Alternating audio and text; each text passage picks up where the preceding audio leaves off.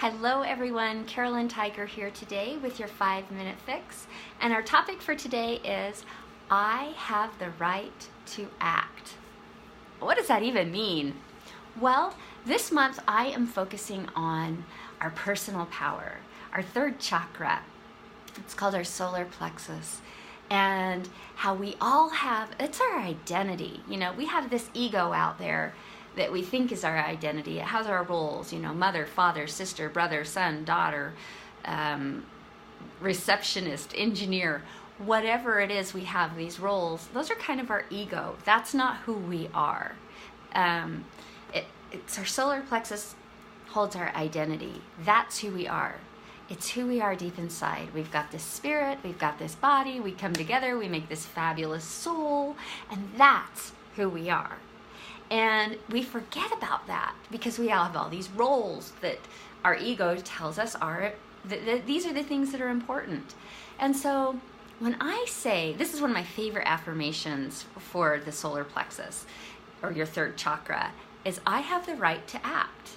That's what it's all about. Knowing who I am and living my truth. And I have that right. Not only is it okay for me to do that, or is it okay for me to even think about that, but I have the right to be me, who I really am deep inside. And that's what it's all about. So how do we do that? How do we embrace that? Think about it. So if I have the right to act, what am I acting on? I'm acting on who I really am. I'm living my truth, despite what anyone around me might be saying. So oftentimes the voices around us, or even in our head, tell us we're not good enough, we're not smart enough, we can't do this, we can't do that, everything's too hard, and you're not really that person. You don't really have that kind of talent or ability, or you don't really think that way. You just think you think that way. You're not really the person that you say you are deep inside. You're really this other person. And that is where we start feeling down and sad and depressed and unimportant. And that's when we know we're not living our truth. When we live our truth, when we exercise that right to act, that means we go out and live our truth. We don't just think about it and ponder who we really are. We actually live that life. We have that right. It is a divine right given to us by our higher power to live that way. So when we're not living in accordance with that, we don't feel good. We don't feel happy. We don't feel excited. We don't feel empowered. We feel lost. We feel lonely. We feel all alone. We feel kind of down, depressed, backward, whatever that be. We're brought down. But when we actually embrace that right to act, to be who we are, and we start doing that, all of a sudden everything changes. And we feel lively. We feel enlightened. We feel empowered. We start seeing things manifest for us that are the things that really matter to us.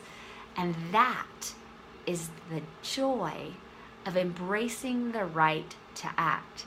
So I encourage you to recognize your truth, who you really are, and then embrace that and recognize that you do have the divine right to act upon that, to be that person.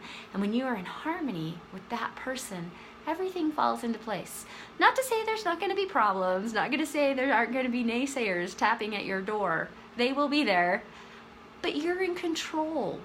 You are exercising that power from within, and it's all okay. You know how to handle it. You know where you're headed. You know why you're here at this place at this time, because you're living your truth.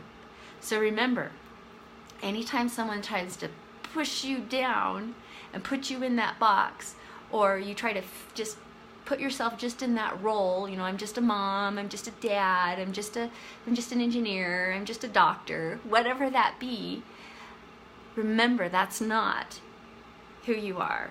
Exercise your right to act. Act upon who you really are. All right, everyone, have a fabulous day. I look forward to seeing you soon.